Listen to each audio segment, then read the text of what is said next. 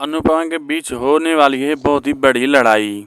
राही को अब वो दिखा देने वाली है अनुपमा वो सारे सबूत कि पखोड़ी जिंदा है, लेकिन राही उसके बाद भी यकीन नहीं करने वाली। यहाँ पर राही अनुपमा एक दूसरे से काफी दूर होने वाले हैं, लेकिन अब यहाँ प्रेम को सारी सच्चाई पता चल जाएगी और वो अनुपमा का साथ देता हुआ नजर आने वाला है और वो बोलेगा कि राही को मैं खुद ही समझा लूंगा, सबको मिलकर ही उसे समझाना होगा।